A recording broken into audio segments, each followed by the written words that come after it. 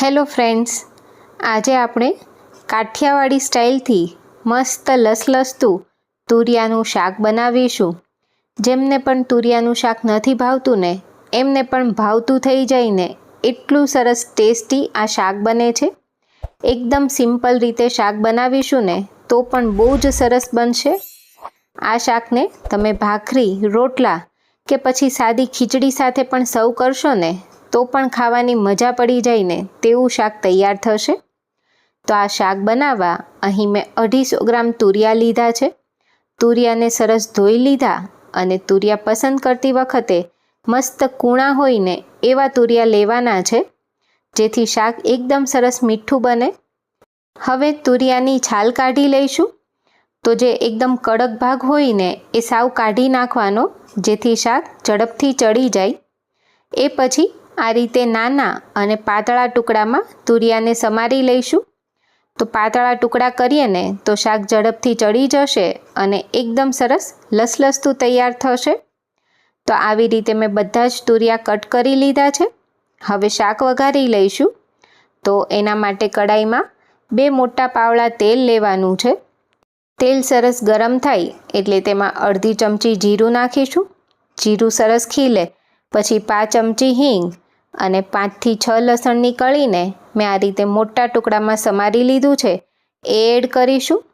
તો આ રીતે ટુકડામાં લસણ નાખીએ અને સરસ બ્રાઉન થઈને ત્યાં સુધી તેને સાંતળીએ ને તો તુરિયાના શાકનો ટેસ્ટ સરસ આવતો હોય છે. લસણ થોડું બ્રાઉન થાય એ પછી તેમાં સમારેલા તુરિયા એડ કરીશું. સાથે તેમાં અડધી ચમચી હળદર અને સ્વાદ પ્રમાણે મીઠું. તો મીઠાનું પ્રમાણ અહીં થોડું ઓછું રાખવાનું છે.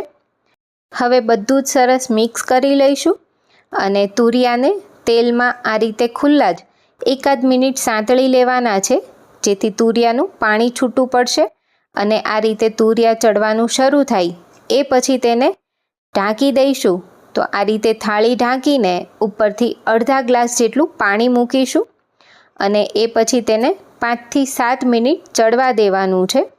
તુરિયા ચડે ત્યાં સુધીમાં લસણવાળી ચટણી બનાવીએ. તો કાઠિયાવાડી સ્ટાઇલનું શાક છે એટલે તેમાં ખાસ લસણવાળી ચટણીનો ઉપયોગ થતો હોય છે, જેના માટે 6 કળી લસણ, થોડું મીઠું અને 1 ચમચી લાલ મરચું લઈશું અને સાથે અડધી ચમચી શીંગ તેલ નાખીને બધું જ સરસ ખાંડી લઈશું. તો કાઠિયાવાડી શાક હોય એટલે આ રીતની લસણની ચટણી તો નાખવાની જ હોય છે અને આના લીધે જ આ શાકનો ટેસ્ટ એકદમ સરસ આવતો હોય છે. તો આ રીતે તમે એકવાર ચોક્કસથી ઘરે બનાવજો. જો લસણ સરસ ખંડાઈ ગયું છે અને લસણ અધકચરું રહે ને એ રીતની આ લસણવાળી ચટણી તૈયાર કરવાની છે. હવે અહીં શાક ચેક કરીએ ને તો લગભગ 5 થી 7 મિનિટ જેવો સમય થયો છે અને તુરિયા એકદમ સરસ ચડી ગયા છે. તો જો તમે કૂણા અને તાજા તુરિયા લીધા હોય ને તો એ ચડવામાં બિલકુલ વાર નહીં લાગે.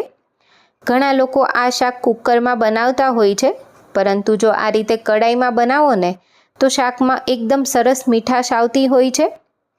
તુરિયા સરસ ચડે એ પછી તેમાં લસણવાળી ચટણી, ધાણા જીરું અને સાથે 5 ચમચી ગોળ નાખીશું.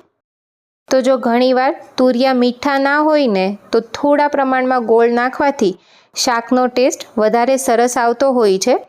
જો તમારા ઘરમાં ગળપણ ના ખવાતું હોય શાકમાં તો તમે નહીં નાખો તો પણ ચાલશે. એ પછી તેમાં 2 ચમચી જેટલું પાણી એડ કરીશું અને બધા જ મસાલાને તુરિયા સાથે સરસ મિક્સ કરીને એ પછી આ રીતે ઢાંકણ ઢાંકી મીડિયમ ગેસની ફ્લેમ પર 2 મિનિટ કૂક કરીશું, જેથી બધા જ મસાલાનો ટેસ્ટ તુરિયામાં સરસ બેસી જશે. એ પછી જોઈએ ને તો શાકમાંથી સરસ તેલ છૂટું પડી ગયું છે અને તુરિયાનું એકદમ મસ્ત લસલસતું કાઠિયાવાડી સ્ટાઇલનું શાક બનીને તૈયાર છે. અહીં જો તમારે રસાવાળું શાક કરવું હોય તો થોડા પ્રમાણમાં ગરમ પાણી એડ કરશો ને તો રસાવાળું શાક બની જશે. અત્યારે આપણે લસલસતું શાક બનાવ્યું છે, એકદમ સિમ્પલ રીતે બનાવ્યું છે ને છતાં પણ બહુ જ ટેસ્ટી બનશે. તો તમે પણ એકવાર આ રીતે ટ્રાય કરજો.